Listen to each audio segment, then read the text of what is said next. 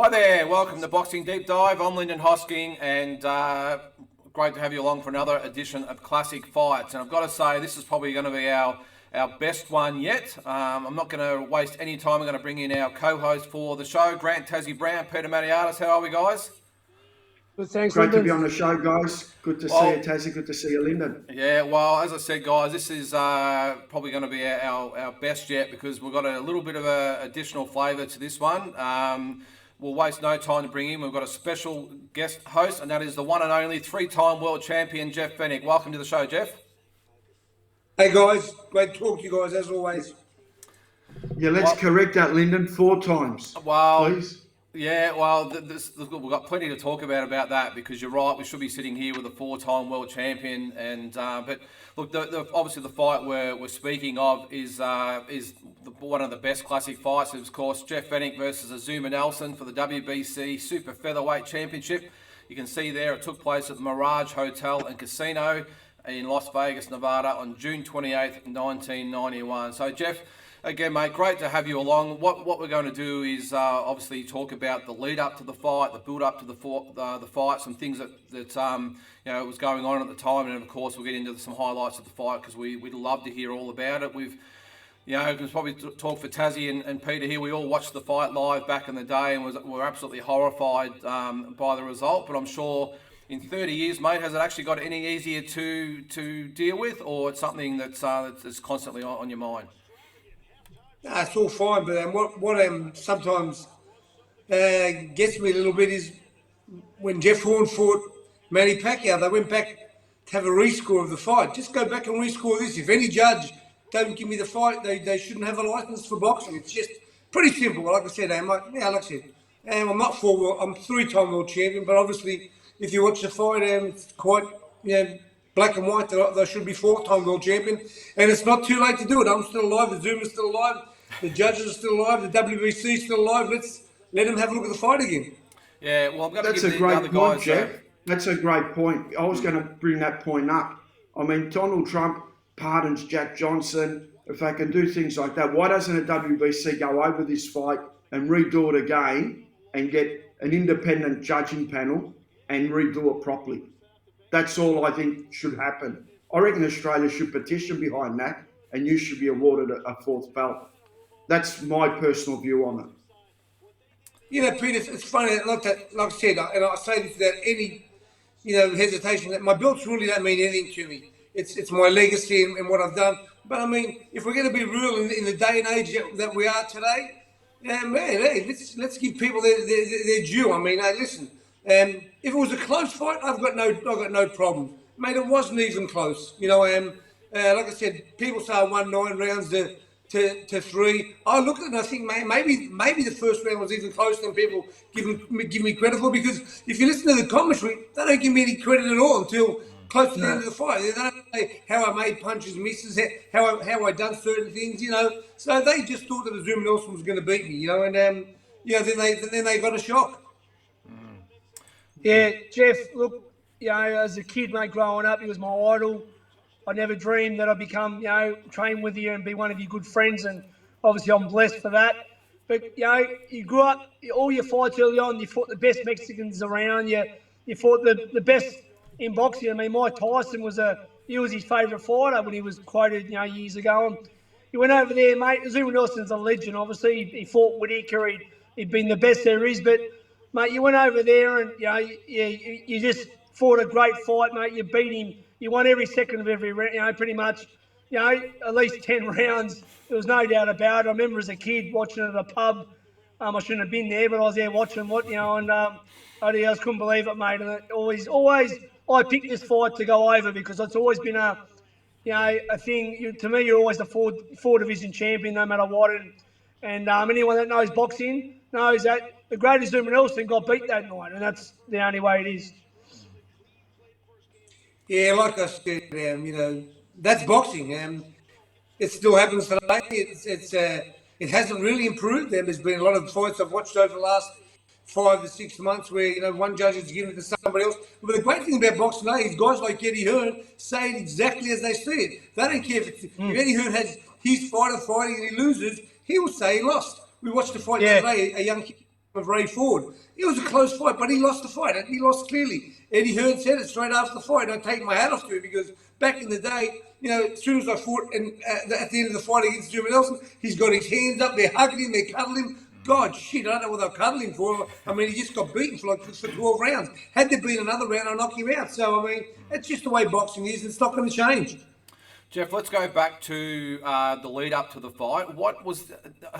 Don King was obviously the promoter. How did the actual fight come about? Because you'd been out of the ring for, I think, 14 months before that. You had obviously the warm-up fight. How did the fight come about, and what was the terms?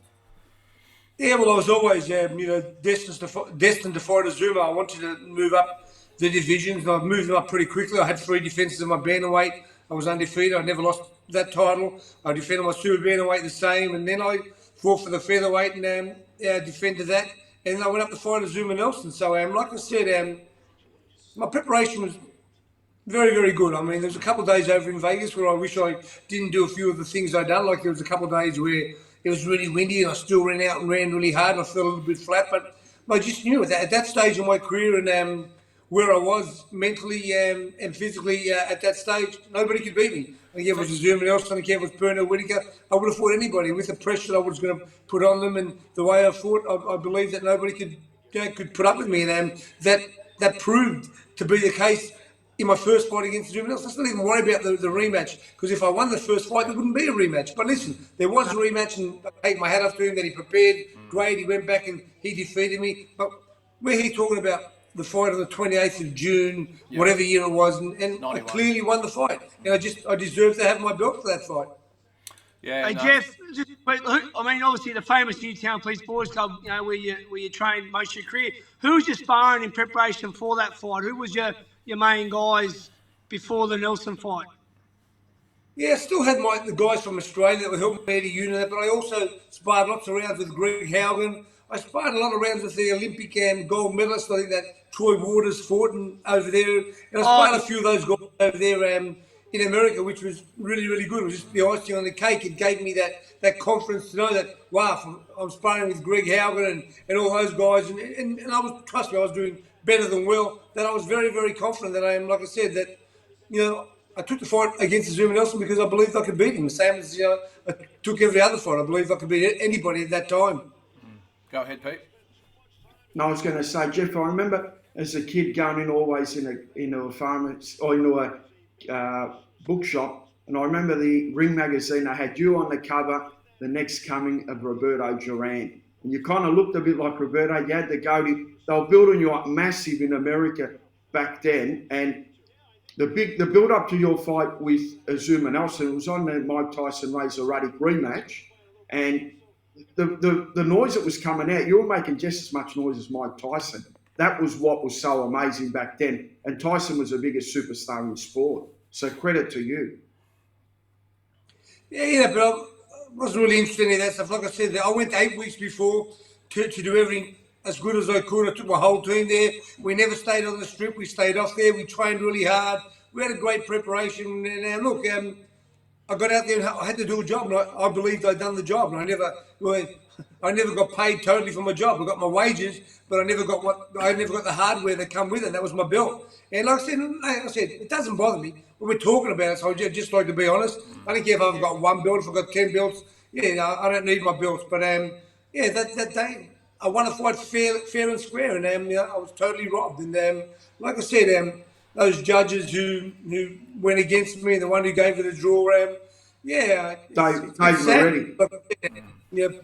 Put them in that position, or put their child in that position, let them go and work their backsides off for their whole life to achieve something. And then two guys who, I'm not going to call them cheats, but I'm going to call them incompetent, and I'm going to call them people who had other agendas, who were caring about who the promoter was and not who this little guy from Australia was. That just about ruined my career, because I was really never the same fighter after that fight. I was going to say that, Jeff. Yep. Sorry, Lyndon, but I've spoken in the past about it, but that really broke your heart that time, didn't it? I mean, for the rematch, you weren't the same fighter. Like a bit of Jeff Fenech was left in Vegas that night. Was that safe to say? Yeah, I don't know if it broke my. Of course, I was crazy, and if anything, it motivated me more. But it wasn't the same Jeff Fenech. All of a sudden, I'm getting all this attention in Australia. I'm this big superstar.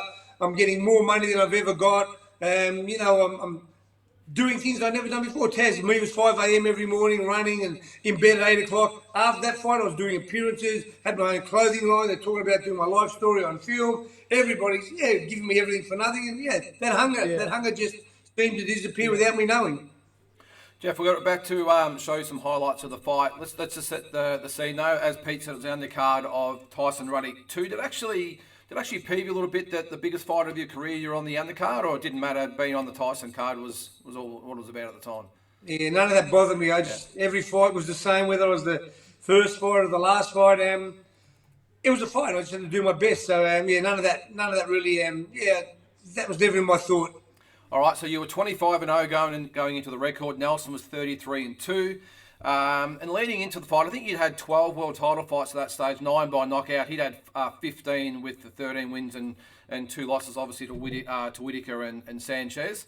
The common opponents, which is an interesting one, you shared the 2 Mexican opponents, Marcos Villasana and Mario Martinez. Combined, you fought the 2 6 times. Nelson fought them both twice. You beat them both once. And Ask them who was the harder fight. I was just going to say, who was the harder fight?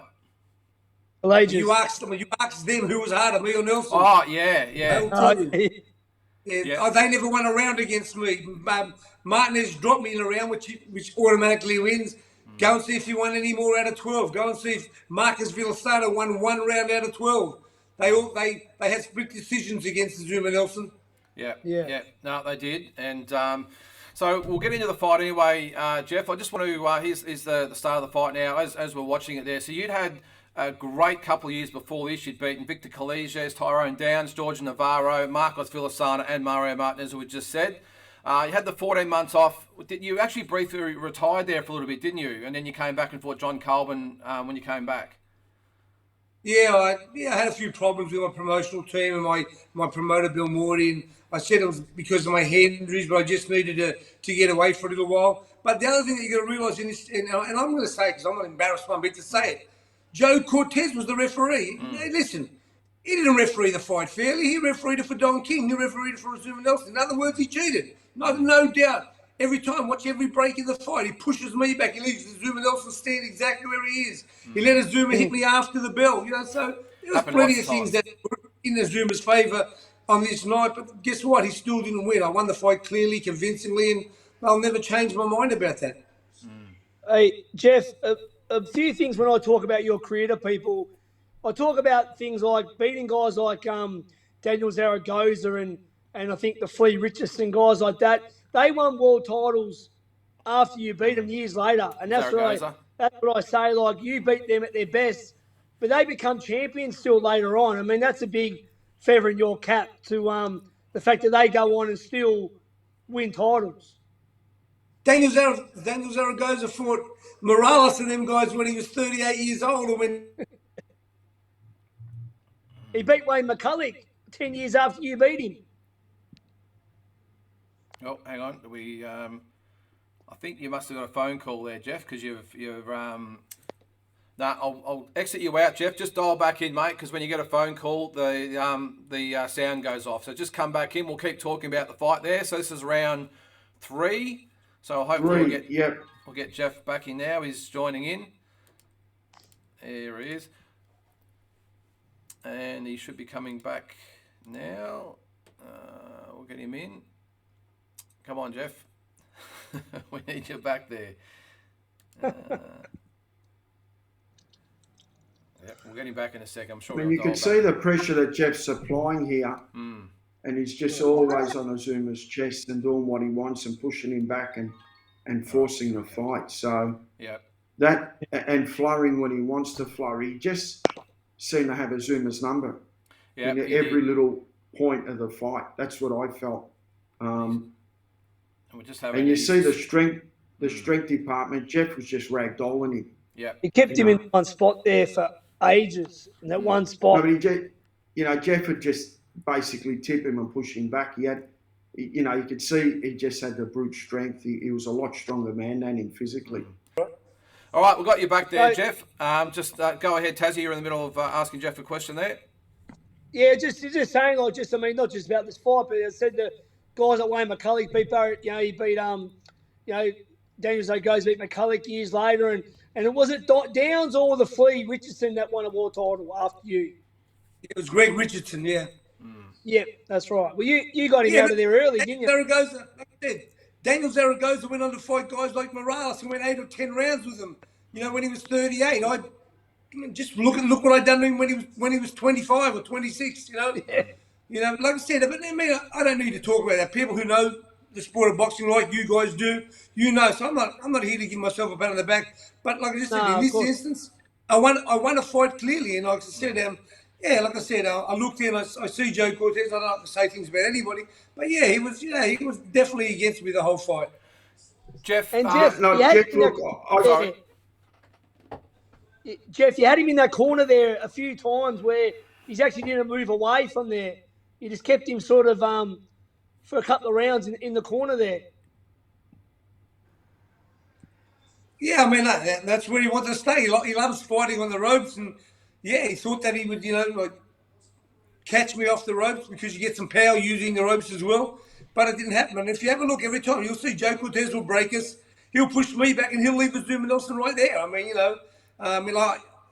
listen, I know what boxing's about. I know how people look after certain promoters and certain people, and I have no doubt that even if Joe Cortez wasn't doing it on purpose, in his head he knew he had to look after Don King and those guys, and he looks after the great AZUMAH Nelson. And it's upsetting for me because, like I said, every referee, every judge should just judge on the day. Forget about what anybody's done in the past history. Don't worry about what they've done. On this day, on that day when you're fighting, they're both two fighters and they both deserve to be looked at exactly the same.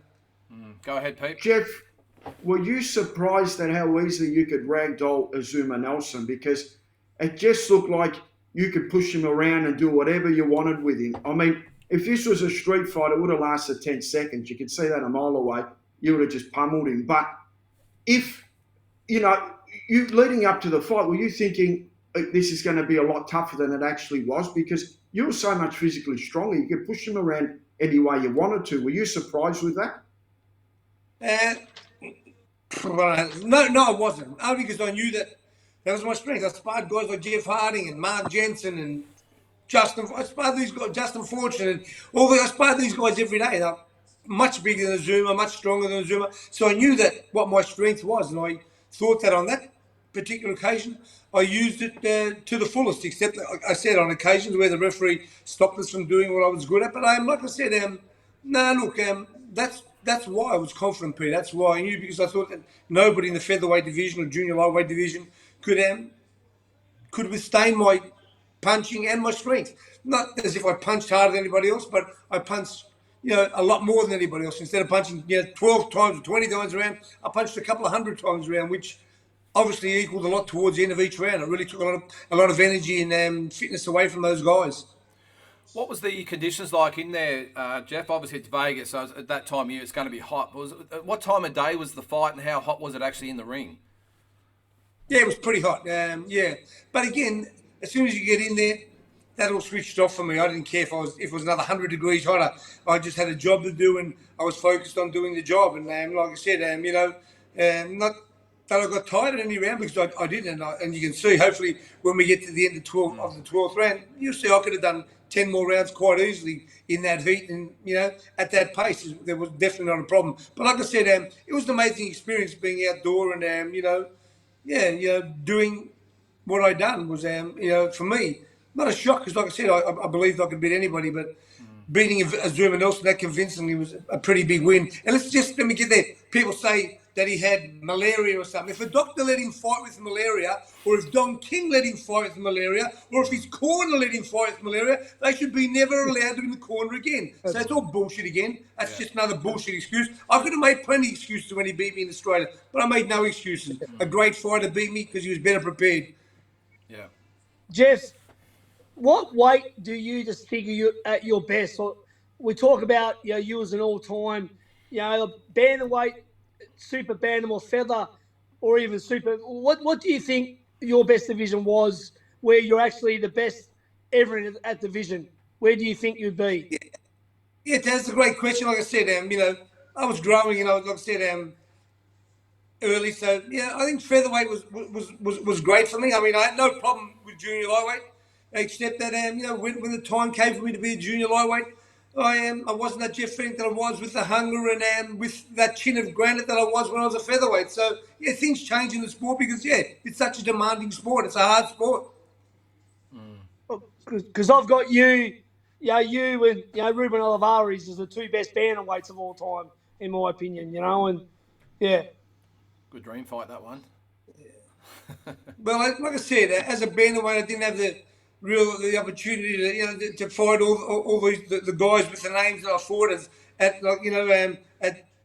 at featherweight and junior super bantamweight and then junior lightweight. But like I said, I mean, time is something that we can't help. We're moving up in weight. We just go through divisions and we do the best we can. But like I said, I mean, in my prime, when I thought that I was boxing at my best, I didn't care if it was bantamweight, featherweight, light. Nobody would have beat me. I mean, I know what I've done to people sparring over in America. I know what I've done to people sparring in Australia that were world champions and much bigger and better or supposedly better than me. And I've never had a problem with anybody. So I sparred multiple people overseas and in Australia that were, sparred Matthew Saad Muhammad, who told the world after as the hardest spar he's ever had. I trained with him when he fought on the undercard to Jeff Harding. He tells stories about me. He said, I couldn't believe it because when I asked him to spar, he said, "Are you crazy?" At the end of it, and he thought he was crazy because he couldn't believe what I'd done. But like I said, and Greg Haugen and Roger Mayweather, all those guys, and many other. But like I said, when you're at your best and you feel great, you feel you're invincible. And that's how I felt. Go ahead, Pete. No, I was going to say, Joe Cortez, AZUMAH Nelson hit Jeff very clearly straight after the belt. A few times. Cortez wasn't going to do anything. And a few times. And you see Jeff get that frustrated that he wanted to have a go at him because he knew Cortez should have just taken a point off him and that would never have kept happening, but he didn't want to do it. Yeah, Peter, it wouldn't have mattered if he took 4 points off and it was still going to be a draw. Yeah. We're also Jeff, lost, another maybe. question. Do you wish maybe early in your career you might have met up with Emmanuel Stewart? What was it like when you were training with him? There's that video of you doing a pad session with him, and even though you were so experienced by then, it looked like you were still learning from such a great master. Do you wish Emmanuel would have come in your life a bit earlier, maybe? You know what? You never stop learning. You're not look. I believe Johnny Lewis is the best thing that happened to me in my life. And maybe without him, I wouldn't be sitting here talking today. But yeah, look, you learn things and things happen for a reason. And I met up with Emmanuel Stewart, and wow, he showed me things totally different to what Johnny Lewis showed me. But he actually showed me how to do. He didn't tell you how to throw a left hook. He would show you how, and he wouldn't tell you to jab. He would show you. He would show you He would show you and explain what you were doing and why you were doing it. There was a reason for all these things. And like I say, no disrespect to anybody else, but like I think things happen for a reason. And maybe the reason why I was with Emmanuel Stewart towards the end of my career was to make me a better trainer than I ever would have been, or make me a great trainer, which I believe I'm going to be today and in the future. So yeah, everything happens for a reason. And look, meeting Johnny, I don't know if I'd met anybody else. Would I have still boxed? I can't tell you. I don't know.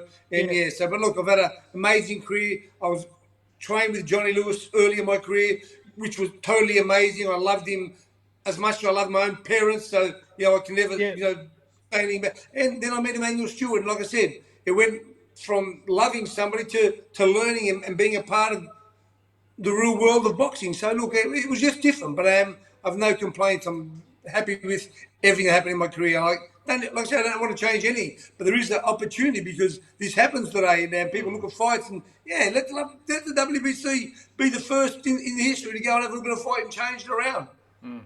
Jeff, what was the mindset here? Did you think you were way ahead on points here because you've come out like you're going to finish strongly? Obviously, what was the mindset going in the last round? Well, definitely so. Why wouldn't if you've done the same thing for 11 rounds, why would I stop in the 12th round? I mean, look, for me, my outlook on boxing is really, really simple. I'm safer in close than I am of afar. When I'm of afar, we can both see each other. We're 50-50. When I'm in close, I believe I was one of the greatest infighters of all time. So when you're in 100%. Close, I know where I am. I know what to do. I feel very safe there. So that was my safety blanket. That was my own protection by being in close and just knowing where I was. And this should have been the exclamation point right here. Well, just 15 seconds more and he's knocked out. He couldn't walk when the bell went. If you watch the bell, you watch and see who holds him up. Jeff Fenech, I hold him up. You know, that last so right hand here it is. too. Oh, it's Yeah, nearly yeah. going to go. Yeah.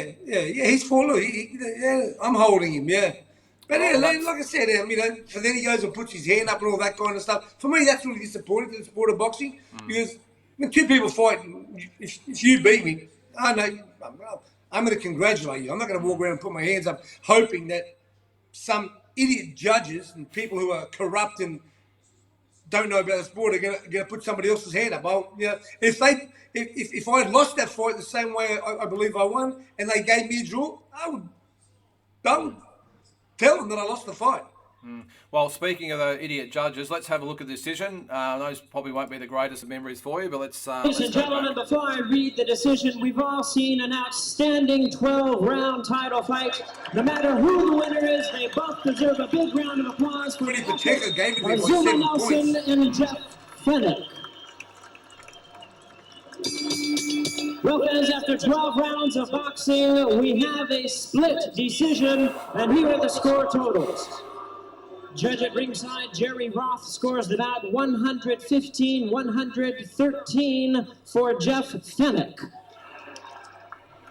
Judge at ringside, Miguel Donate scores the bout 116-112 AZUMAH Nelson. And judge at ringside, Dave Moretti scores the bout 114-114, a draw. The decision is even a draw. I think Miguel Donati's never judged again since then. He was so embarrassed. He hasn't. But Dave Moretti, what the hell's he doing? Yeah, can't be like I said, serious. Peter, look, yeah, He can't be they serious. get paid by Don King. I don't mean they get paid to cheat, but they get paid by, they get wined and dined. Of course they're not going to do anything wrong to Don. You know, like I said, very, very powerful man. Jeff, I just want to, you probably hard to pick up in that last bit there, but you can remember what you said to Don King as you walked past him when he slapped you on the back? Yeah, he's just fuck you. Yeah, I just said fuck You you. can sort of hear it in that if you listen carefully. Yeah, like I said, Emma. Yeah, like I said, like I said, what would I say if I thought I got beat up if it was a close fight? If it's a close fight, if I got a draw against the greatest Zuma Nelson, I would cuddle him to death if I thought it was a draw. Yeah. But if I thought, wow, I'm lucky I got a draw, or wow, this is great, nah, I won the fight. Listen, I'm not stupid. I know, I know it's black and white. I know, if you win or if you lose. I'm out there fighting. I'm getting punched in the head and I'm punching somebody else in the head. Do you think I don't know how many times I punched him in the head or how many times I got punched in the head? Yeah. What's going through your mind though, Jeff? Jeff? First of all, when they said it was a split decision, and then secondly, obviously with the result itself. I mean, I can obviously understand, probably know what the answer is going to be, but the minute they said, or the second they said split decision, what went through your mind? Yeah, here we come. But when they call the first one out that I won, I thought, well, all right, maybe it's me, But nah, look, like I said, it's all history. It's boxing. And like I said, there's an opportunity for the greatest boxing organisation in the world to be the first to make a stance and do something right for a fighter. Not that I need anything from it. Like I said, if they did, I'll donate the belt to any charity in the world. Pick a charity, you guys, and I'll donate it to them. I don't need the belt. It's just that I won 4 world titles, and it's simple, Why should I be, in the history books? Why shouldn't I be where I'm supposed to be, And you would have been the first 4-time world champion, and obviously the first undefeated. Undefeated, yeah. Hey, Jeff, We've had a lot of- I've never lost a world title fight. I was undefeated world champion in my 3 weight divisions. Nobody ever beat me in one of my fights. I was only beaten challenging. So no, it's a great record. It's a great achievement. And like I said, first fighter in history to be 3-time world champion undefeated. And now Lomachenko's just beat me in the shortest time. But he was beaten, So yeah, I'm the first person to do that, which is makes me very, very proud to be an Aussie. Jeff, we've had so many great fighters in Australian history, but not all of them give back like you have as a coach. When you come in and made Team Fenech, you really resurged boxing, the Fenech fight nights, the stable you had at the time. Jeff, you've had so many great memories as a coach, but what's a couple of highlights as a coach? I mean, Victor Chinian, world title, Hussein Brothers, big fights, Denny Green, Nathan Hemden, I was in the stable. Yeah, such a great stable. What's some of your memory as a coach? What's some of your favourite memories? Well, you put me on the spot, but like I said, just the names you mentioned, Nader Hamden, to turn him around from being this brawler to being such a good boxer, the Hussein brothers, to get them, I wish I got them younger so I could have developed them with the things that I know today. Yeah. And then, Victor Chinian, this guy just came here raw, tough, that wasn't scared of anybody, thought he could beat anybody. Yeah. Another Danny Green, and the Danny Green fight in Canada will always Canada, go Lucas. down to Yeah. my heart. And the fight in Germany where, listen, just a little mind lapse by Danny, but he wins the fight. But still, again, that was robbery over there as well. They didn't have to stop the fight for that. It's like I said, that referee, who's my great friend today, Bill Clancy, great man. They made a mistake, and they made a terrible mistake because, again, it ruined Danny and it ruined the relationship that Danny and I had because later on we weren't together. But look, like I said, everything happens in life for a reason. I spoke to Danny Green a couple of weeks ago. I hope he's well. I'm very, very sad for the passing of his beautiful father, who was an amazing man. So, look, everything happens for a reason. We people fight and stuff, but with me, that fight was on Monday. On Wednesday, I'm happy to shake hands and forgive and forget and just get on with my life because life's too short. And I went through that in Bangkok. I'm blessed to be here today. But like I said, I'm blessed, Tassie, to train you, to train all the people who came and joined Team Fenech from all around the world. Sakio Bika, I can't even name them all, Nafel Ben Rabar, all those guys. Wow, what an amazing experience I had and what an amazing time I had, trying to give these guys a better life. So, like I said, I'm Jeff, blessed. you made I'm an blessed impact. to still be- You made a big impact in my life, brother, as just a Tassie boy to come up and train with your idol. As you know, and spar the guys I used to spar like Skinny Hussey. You made a big impact in my life, mate, which I hold those memories close to my heart forever, brother. And I love you, and you made a big impact in my life, mate. Pete, See, like I said, all good. Like I said, you guys, I'm happy we showed the fight. I'm happy. I've said it might be 100 years after, but like I said, people, like I said, I've had millions of people watch the fight, and there haven't been too many that thought I lost. There could be a couple of Ghanaians, and good luck to them. I love people who are loyal, but listen, you just got to watch your fight and watch it. And like I said, don't worry about who's fighting or where you're from. And if they don't think I won the fight, they don't know much about boxing. It's quite simple. Jeff, you mentioned you're going to see Mauricio Solomon, and we both know Mauricio is a trendsetter and he's a lateral thinker. Reality is, how much good chance have we got where we get an independent panel now to review this fight? As you said, AZUMAH's alive, you're alive, the WBC's alive. Jeff Horn and Mike and Manny Pacquiao was reviewed, and they came back that Jeff Horn won the fight, so that was put to bed. Why don't they do that now and come up Maybe with it? I'll let you put it to Mauricio Solomon, Peter. You put it to him. Next time I interview him, I actually will. How's that, Jeff? Pete. I promise you, I will ask him. How's that?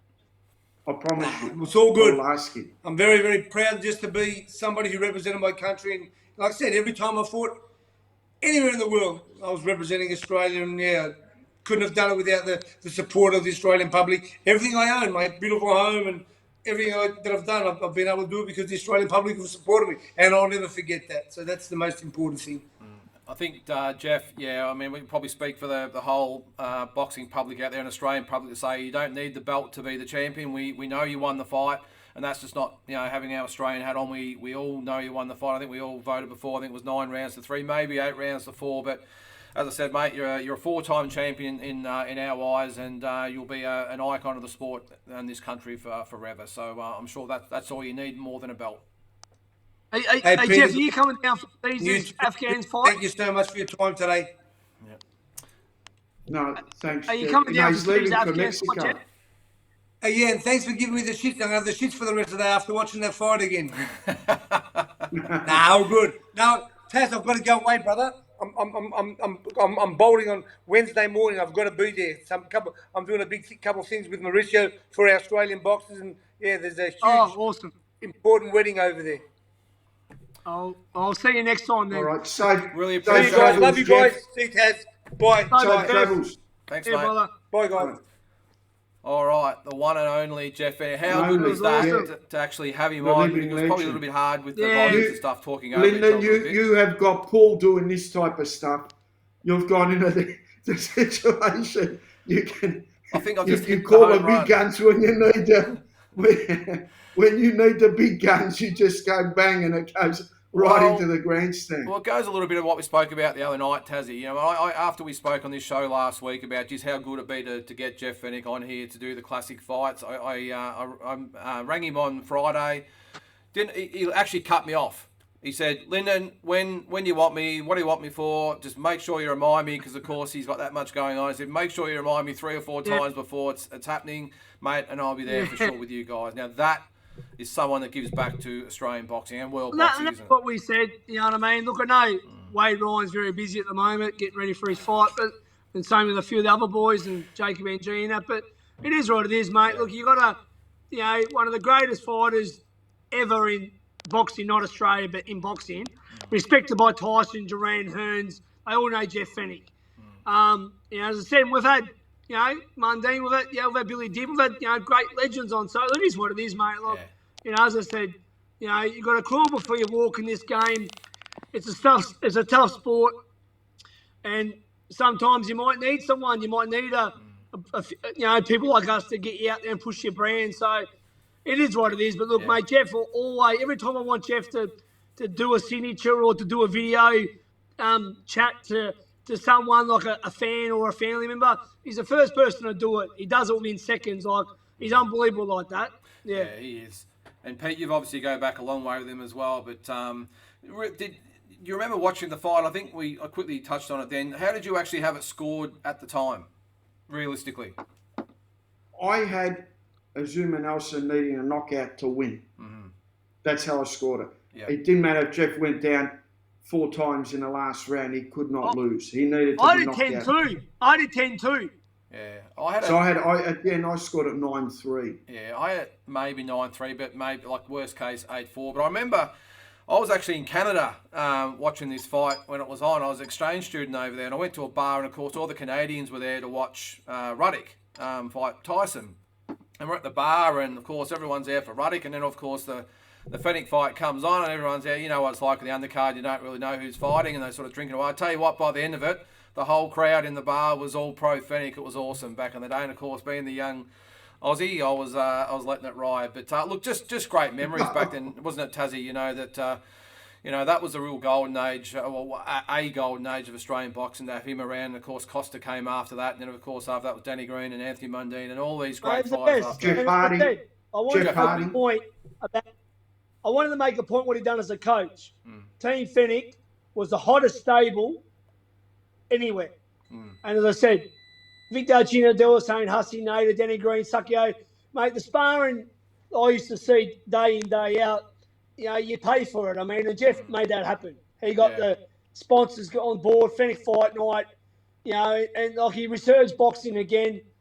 You know what I mean? That's why I wanted to mention it, because not just a fighter, and he's doing it now with Brock and a few guys, but as a coach, mate. And he's the best. And like a lot of guys can fight, but they can't teach. Jeff's and David Birchall and Billy Hussein were Jeff's assistants, and they're great trainers in their own right. And I think, mate, they will tell you Jeff's still on another level to everyone, mate. What he's learned from Emmanuel and the camps in America from Johnny. He's a freak, mate. And a lot of guys can't explain it, but he's a great teacher. A good friend of Lyndon's also, you forgot to mention, it was under Jeff Fenech that became a good trainer. And a great mate of Lyndon's, Angelo Hyder. Yeah, Angelo went on to bigger and better things, didn't he? Yeah, well, not better things, but bigger. He was understudy, yeah. And Ange come a bit later. I mean, I was there a long time before Ange, but Ange come in a bit later. But Ange's a great trainer, mate. Ange, to me, right now, Ange is a great motivator, and he knows everything in boxing. Like, he knows all. If there's an advantage, you'll get it. And Ange's definitely one of the best there is right now in the country. Well, I think it also goes back to, I think I've brought it up a few times on our other shows about maybe getting some of these guys involved in our amateur program, because I still stand by the fact we could have such a better amateur team if we had some of these guys with a bit of input. But that's for another show. But I will say, like, Pete, it was probably the. Sorry, Tazzy, go ahead, mate. I've got just another thing. One night, I think we should do a show just on the great boxing coaches of all time, like Eddie Futchers and Freddie Roaches and Lou Duvers and Emmanuel Stewarts. I reckon that would be good to discuss some of the best coaches of all time as well. Yeah, no, agree. I was just going to say, Pete, for me, it was just that time, and we're all, Tassie, you're a little bit younger than us, 4 or 5 years younger, but I just remember the Fenech fight nights at the pub. You know, this was the day before you could watch the main events at home, and to go there, it was on Sky Channel, and the pubs were packed. I'd have 15,000 at the venue, mind you, when it was in Melbourne, and every single pub and club in Australia was packed. And I don't think we've probably seen that since probably a little bit maybe when Chock and Danny Green were around. But apart from that, maybe a little bit of Costa, but apart from that, he was just the king of, involvement in Australia boxing, wasn't he? Yeah, no doubt. So take a hat off to him again, Jeff, mate. Really appreciate the fact you've taken time out of your day to come on. I hope all you watchers out there have enjoyed it, having some input from an actual participant in one of these classic fights. And who knows, maybe we can do it again down the track with someone else. So really appreciate it, guys, for taking time out of your day. No, thanks. Give us a like, give us a follow. Yes. Boxing Deep Dive. Awesome. Thanks, guys. We'll see you soon. Thanks, guys. See you, mate.